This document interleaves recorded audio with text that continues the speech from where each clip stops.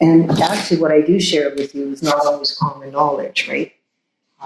Being a child of the foster care system, you grew up like a Malcolm X, right? You take on the name of the family, the location, and flavor of the day. And so I've, as I often say publicly, my research became my inner search, and my inner search became my research, because I had a lot of unanswered questions. At the time, in the late 1960s, in Saskatchewan, for those that may know our political history, it was the Thatcher government. And specific to Saskatchewan, we had the Adopt Indian Métis program. And actually, south of the border, we had AIM, the American Indian Movement. So we had AIM and AIM, right off the bat.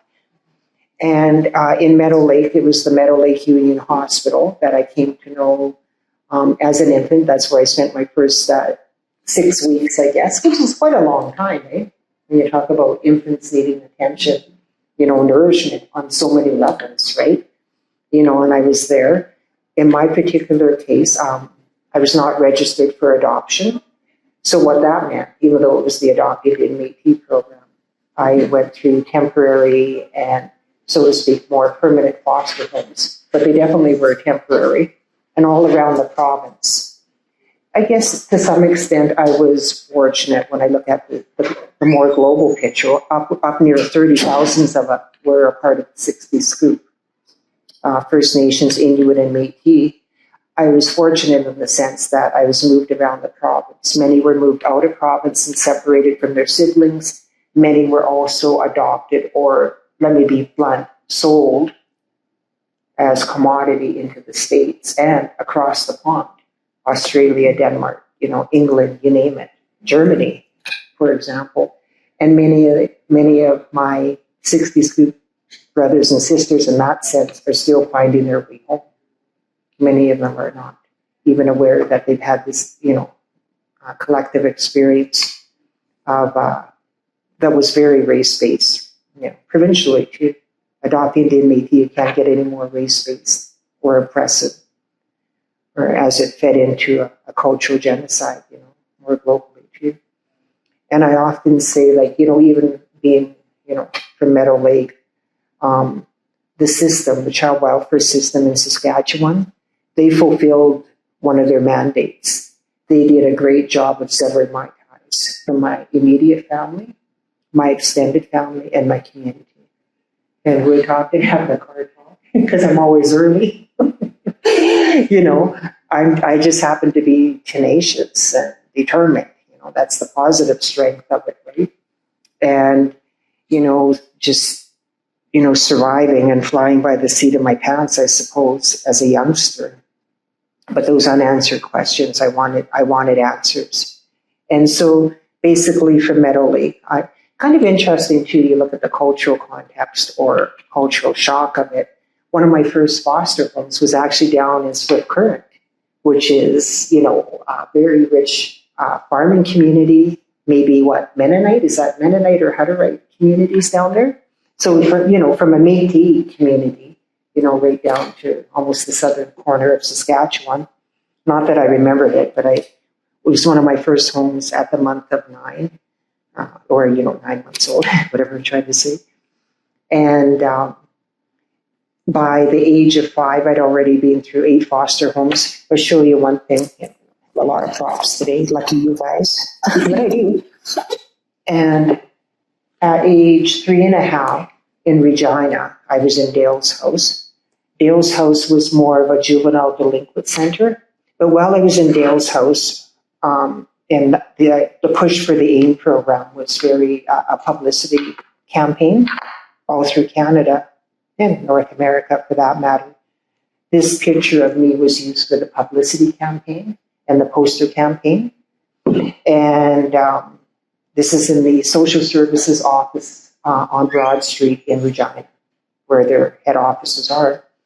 And I remember, I don't know, I think my spirit remembers. I do believe the spirit remembers. At 3.5, telling me to smile. And here you can see, right, mischievous eyes. And I'm like, what's there to smile about, right?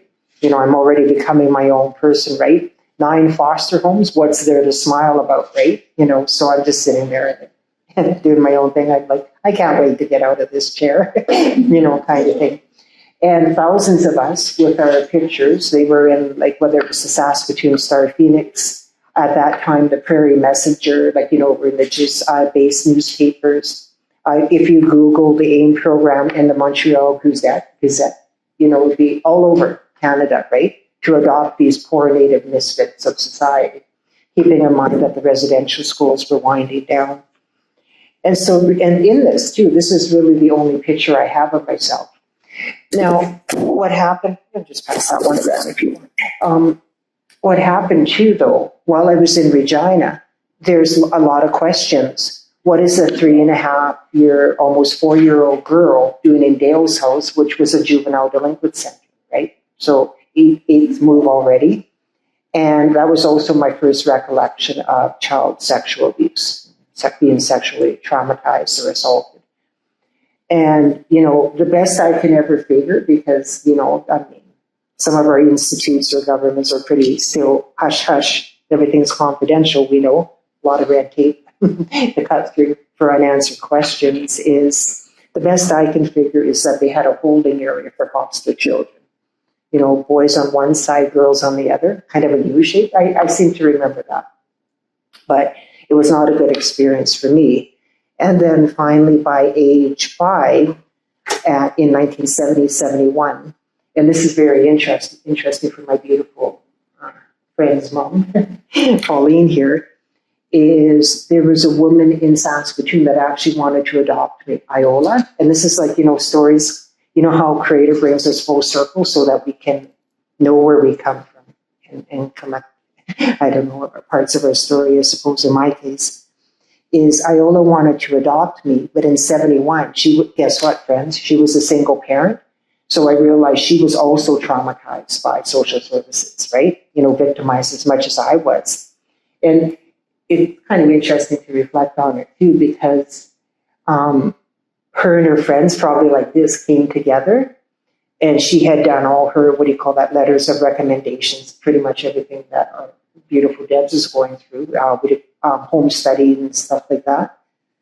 And then the social services said, you're a single parent. We won't let you adopt Jackie. And she'd already met me because I went from Saskatoon to Moose Jaw. To the Moose Jaw Zoo was our meeting point. Well, I was a orangutan by then, so it was perfect. No, get it? No. And at the zoo, this kind of safe place I met Iola, came up to Saskatoon. But then I, got taken from her place, her and her mom's place, and moved on again. And so they were saying, as a single parent, she was unfit, basically, is what they're saying. And it was taboo to be a single parent in the 70s. And one thing about that is, through friends of friends, I did meet Iola years later, just how the universe works, right? If you're tapped into it. And she did marry 2 years later, had a beautiful family, had 2 daughters. And what's interesting about that, one of them is a social worker and the other is a journalist. Well, guess what, friends? I write and I've got a PhD in social work, right? Yeah. And I could see how much she had gone through by then. And, even full circle, as I call it, it was never the same, right? She showed me some little letters she wrote to heal and to grieve. And she kept this big kind of garbage bag of stuffed teddy bears and animals that, to honor my birthday over time. And so of course I met her daughters too. And so that's some of the fallout from the 60s group, not only my own story individually, but collectively. And then I would say like an unwritten criteria was to move thousands of us around for this unwritten criteria. 2 parents, so obviously Iola didn't fit that criteria. Middle class, urban, and the unwritten as a spin-off from the leftovers from the residential school, Catholic foster homes, preferably. And so I finally, in Saskatoon, went into this home here, and it was, again, pretty abusive, although it met all that unwritten criteria. And that's all I knew. I was a sick child. That's the other thing, when I think of purpose and giving, not only nourishment in terms of food, but a lot of our community members face other obstacles, such as accessibility and ability issues. So I was also a sick child with a very overt disability through childhood trauma I had experienced in one of my earlier placements. So it left me with scar tissue at that time on the left side of my brain. And I was having up to 6 grand mal seizures a day when I was in my, this more long-term foster home. When I was unconscious, again, the foster father would take advantage of me. Because I was disoriented as a youngster, they never believed me. Social services, social services does need to be accountable. They documented it as me spreading rumors that Mr. So-and-so was involved with me. I saw that because I made full circle, right? I've left no stone unturned. Anyone that knows me, literally no stone unturned. And so I stayed in that home longer because they just, and when you see me do more of a formal presentation, I was spreading rumors. And then one little piece of liability was social services says it doesn't appear that an investigation was done. So I stayed in that home, age 9 and 10, I'm already shutting down. We hear our community members sometimes that switch relate that, becoming street savvy. Don't talk, don't trust, don't feel, right? And that became my motto also, right? There was too much of a risk. By the time I was 14 in that home, I spoke out again about that abuse. And the foster family kept their promise. They said, because if I ever spoke out about it, they'd put me in my bag on the doorstep. And they did, and I was pretty devastated. And it's kind of interesting because, then I just kind of trying to find my way. Social services and their wisdom. You want to go into a group home, an institution, or another foster home. So as a polite 15-year-old, you can tell them, you can imagine my language. And I told them where to stick it where the sun don't shine, with a few adjectives, I might add, right? And I said, no, I'm going on my own. And they didn't appreciate that, right? And I'm sure I used some threats, but I started to go on my own. I lied in my age. My first job was just like a part-time job, but actually I did pretty good, amazingly, even with my health issues. I got myself a part-time job at the Arts Buffeteria on campus, so it was unionized for a 16-year-old. That was cool. And anyone that knows how busy you can get on campus, right? I go out there and do all my stuff. Then I go in the back room and have a nervous breakdown because just so much on my plate, or just going on in my life, in my heart, right? And trying to make sense of everything. And but I just had that spirit of determination and kept going forward. And still had that over, the epilepsy and everything. That didn't help matters. Lots of, adversity with that also. Being marginalized, being demographically challenged, as I like to call it, and having a disability. It was no fun. And finally, for the, to spend a few minutes, because I am the solution. I am a solution-based person. In terms of a turning point for myself, I just realized at the ripe age of 21, feeling like 121, right? And I got tired of people telling me to grow up. I just wanted to be, for a change, right?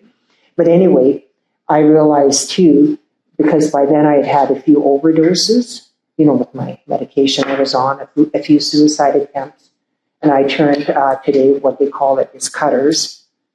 And well, actually, the medical field has some powerful terminology. They call it self-mutilation at that time, which makes sense. We're at war with ourselves in so many respects, right? And then, of course, I turned to drinking alcohol. And that was no solution, right? I just really wanted to escape the pain of it all. And in my young mind, I think with the suicide attempts, I know my heart knows that, when you're a child of the system, even today as we speak, there's children on the street who are in need of care, and then there are those that are in care. But as a young child, I always felt like a problem child. It was never a problem family or a problem system. In my young mind, thinking, well, I'm the problem. What am I going to do? I'm going to remove myself, right? Okay, I never contemplated suicide, trust me. I hear people say that, contemplate. That's not a word that exists for me even today. I'm just proactive in everything. So by age 21, I just realized, what? Either I become a statistic, right? as we say, jails, institutions, or death, pushing daisies, like I was saying earlier. Or as some people that I mentor, they hear me say, either I'm in the bars or behind the bars, right? Let's be honest, kind of thing. And, or I start turning my life around. And so at the ripe age of 21, I stepped into a strong recovery journey. Now, what I mean by that too, not only in terms of just the 12 steps, right, as a framework, but also the red road and some of our traditional teachings, absolutely. But I also want to make it clear, recovery is also, if you look at the body of literature, recovery from trauma and learning to find those inner skills or the energy to journey through trauma. There's no such thing as going around it, right? And Dr. Peter Levine, he does some beautiful work on trauma. He says trauma can be like recovery. It can be a profound jumping off point into change and transformation. And I really felt like at that time, being so lost and not having the backing of family. My family was me, myself, and I. Medical systems, next of kin, I'd often put myself, or NA, like a lot of shame, right? Because I didn't have anyone to put and all of that, right? But that was a profound jumping off point and change for me. And, to bring it up to speed, you guys can do the math on it, but that's okay, right? In January coming up, January 26th will be 38 years since I've been on this strong healing and recovery journey. So guess what? Yes, 59, but I'm not pushing daisies and I'm not incarcerated. I put myself in jail for a while and I threw away the key, right? I was the judge and jury. Harsh is on myself to do something with my life. And, in that of that turning point, I also believe, even here at the food bank, what gives me conviction is we need to become our own advocate, become our own voice and take a stand up and take a stand and stand with each other. What I'd like to say. What I'd like to say about that is, because I still had, even though I was in a strong healing journey, I still had my health issues and scar tissue. So I, going to the doctor, going through the medical system, the healthcare system, we know also that can be an impediment, to quality of life and health and being housed, everything. And so I just said to my neurologist, there must be a way out. Is there not, like surgery or something? Because I was on a lot of medication by then. It was impacting my physical health. Anyone that looks at people, young people with disability, their teeth, the dental pain is right up there with financial pain. I've been through that too because of long-term medication. But I still got my teeth, knock on wood. Unless someone socks me when I leave here.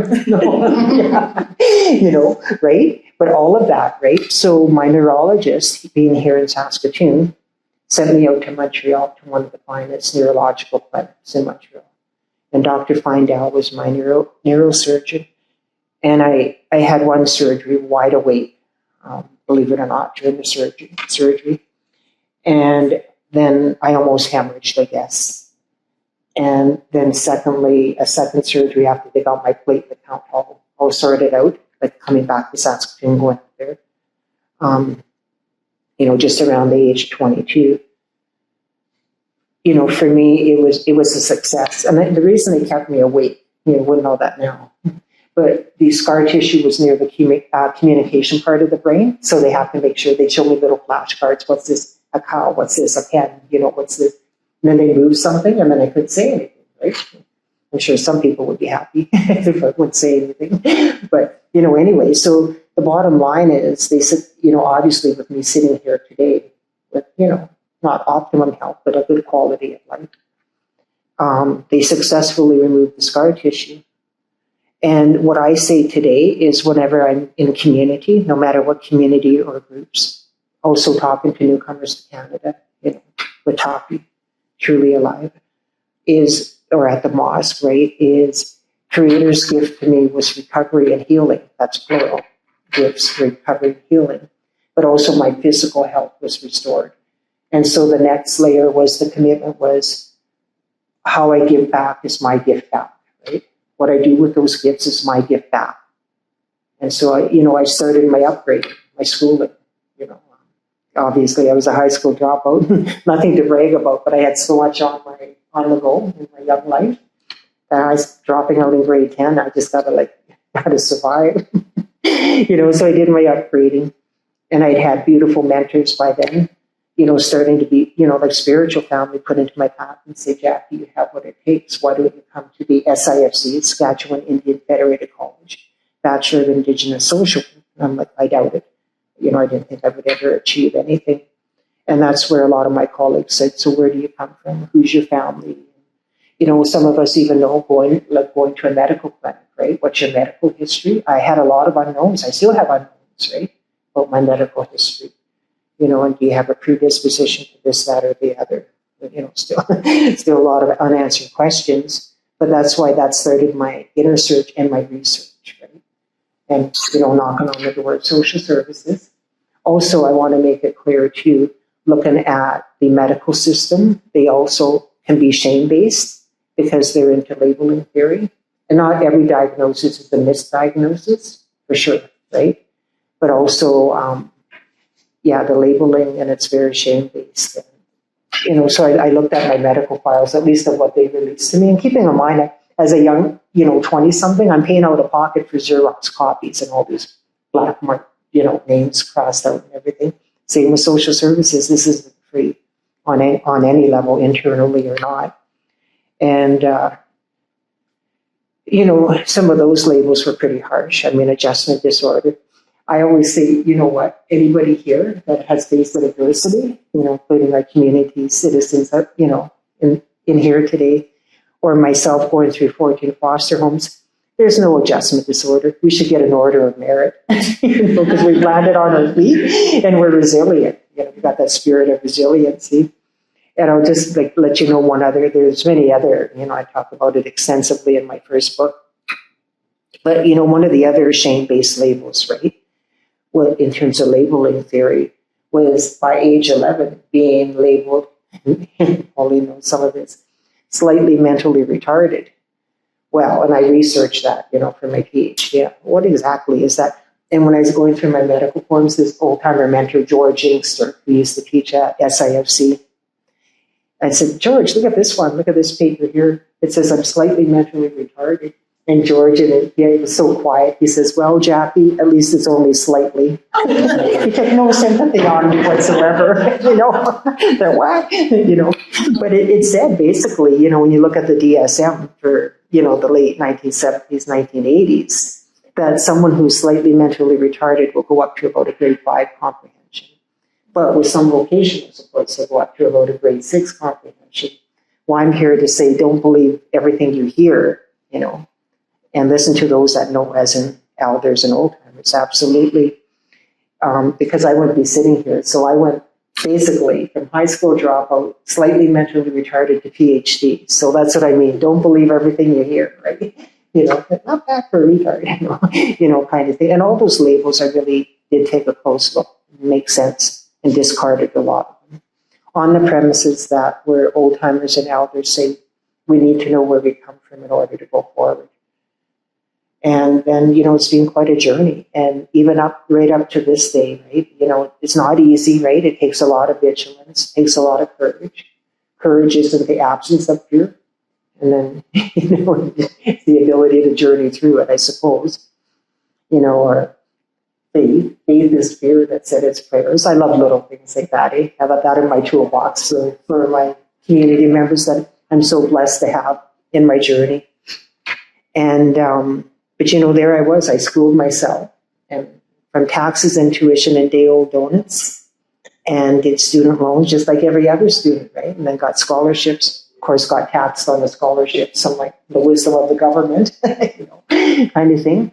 But when I finished my PhD, I got my invoice just like a lot of people. I owed $5.48 on all my education.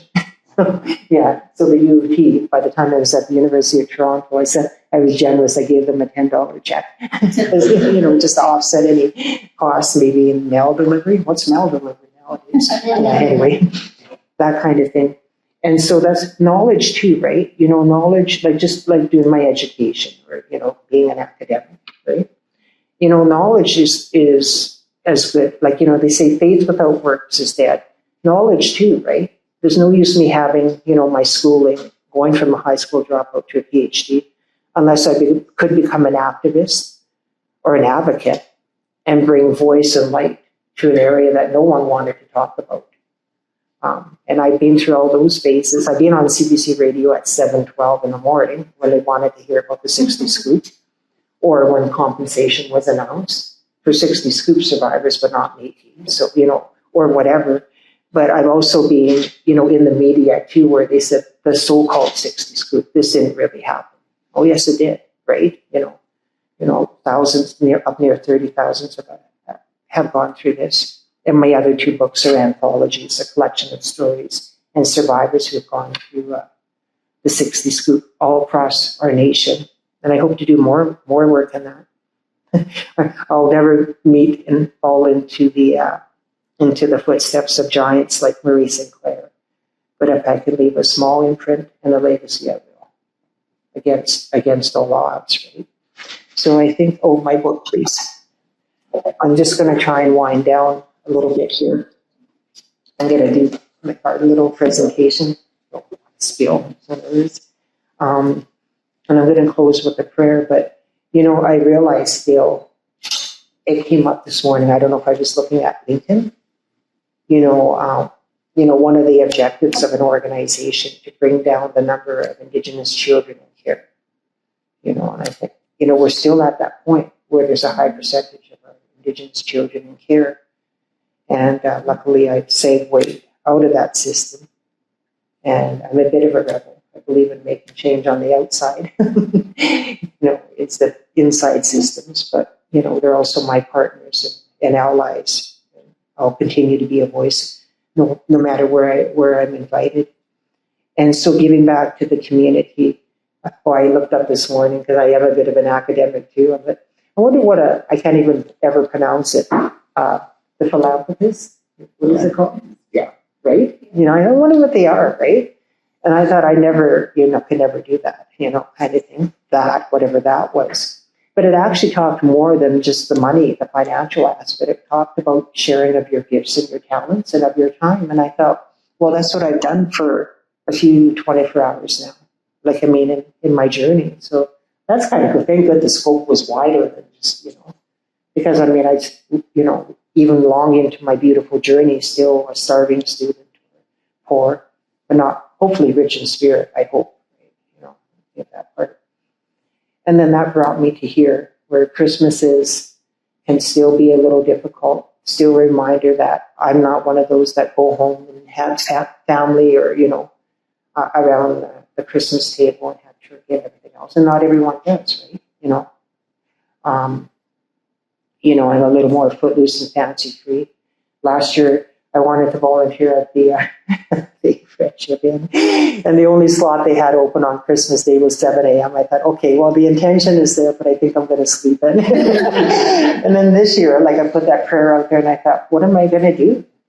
And this was the answer that came. And I guess I'm old school in this sense.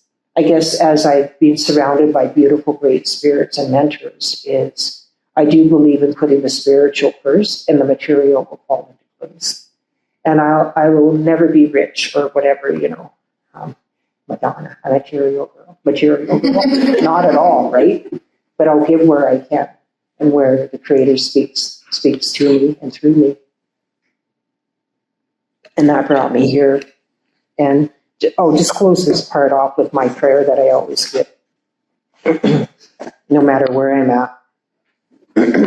And then I'll just present this fun stuff with my beautiful friend here.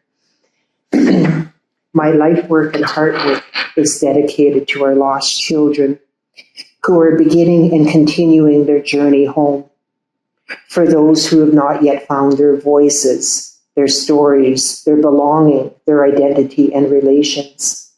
May our lost children find their own strength, courage, and voice within. May they find love, peace, and contentment. May our lost children trust their deep intuitive knowing and hear the voice, guidance, and teachings of our ancestors so that they may never need to walk alone. all my relations, Saskatoon, grandmother, rainbow woman. And that's always my prayer, no matter where I've been invited to. And then I've got stones for everyone. I do believe in giving back. Maybe that's why they like me at Switch. Yeah. I think we need to make pouches, right? Because I think over 10 years, people probably have a nice little collection of smudged stones. Now for the fun part. So like I say, I've never done this with Lori and Bella. Thank you for welcoming me to this event.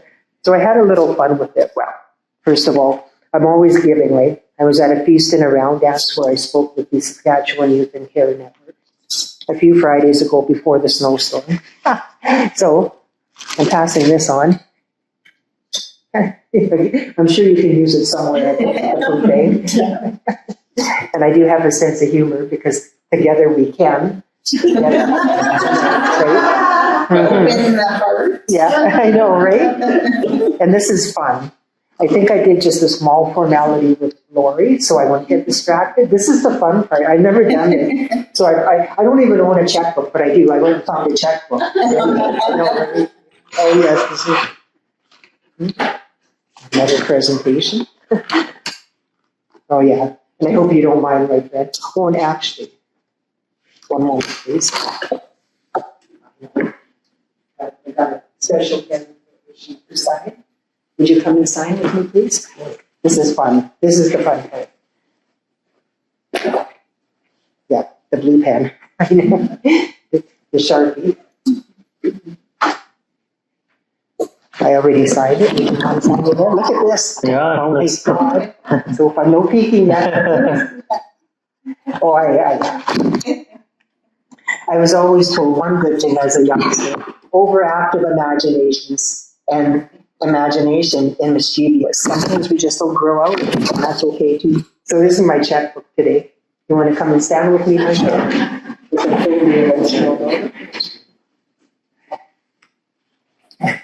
Maybe, Lori, can you read it? I'm just too emotional, please. Paid to the order of the Saskatoon Bank and Learning Center. $5,000 from Dr. Jackie and 500 pounds of food from Rashid. Together we can. You signed it. Of course, together we can. Would you like to add anything? I'm just emotional, and yeah, like that's a way to mention that. Thank you for like doing this work. Thank you. And I guess I will give the check to you. Nice check, eh?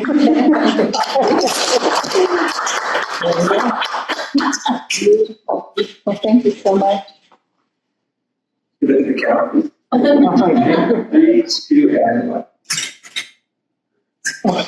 What a lovely gift, and so personal, so thoughtful.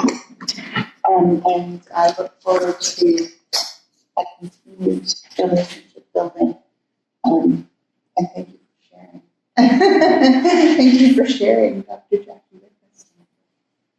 And spiritually, what I do too is I do this. This is just my tradition. I believe no matter where we come from, we can develop traditions. We can learn our language, one word at a time. There's no excuses for me. So my tradition, of course, is the gift of the stone. And a quick teaching about stones. Stones are of our ancestors. Stones we use in ceremony. And stones, in a weird way, are here long before us and long after us. And stones, like us, as beautiful individuals, weather many conditions. And yet they're still there, they persevere, right? Sometimes they're smooth, sometimes they have a bit of texture and a little rough around the edges, like I was for the first part of my life. But in a good way too, stones in our circles can ground us. They can anchor us when we just need that beautiful, time that we need to be anchored.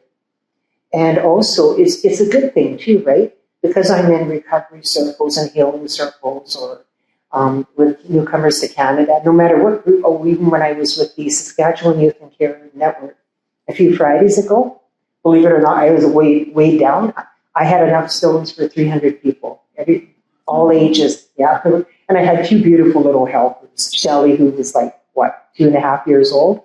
It was a can we go up yet? Can we go up yet? You know how kids are. And you remember, children are our future, right? That's why I also do what I do. And so, and the thing is, stones, we can use them in our family. Whoever has, just like we did here, whoever has the stone has the respect, and we listen without interruption. We listen intently to the teaching or what we want to share. And also because of recovery and like I was going to say, and being on a strong healing journey, or maybe, you know, we're recovering from a medical ailment, we look back and say, gosh, it's been 17 years that I've been here. That's a milestone. So we celebrate the stones too, right? You know, so that's my gift. And stones are as unique as us. So my gift is just, when I smudge these stones, gratitude, strength, and protection, because many of us, as I like to say, work in the trenches. We get back in the trenches, and it really ails my heart since the pandemic to witness those who have had a similar journey to me and who are struggling. And yeah, and guess what, friends? Sometimes I need a stone of patience because I go every day now, like when I'm in Dollarama, to use one store or public place. I see violent, aggressive shoplifting. Am I happy about that? I get it. I try and be compassionate and understanding and say, but for the grace of God, there go I. Other days I want to say, well, maybe I'll just walk out too. You know, as we say, take what you like and leave the rest, right? So it really, my heart is really, you know, sad in some ways, right? But I will continue to give back.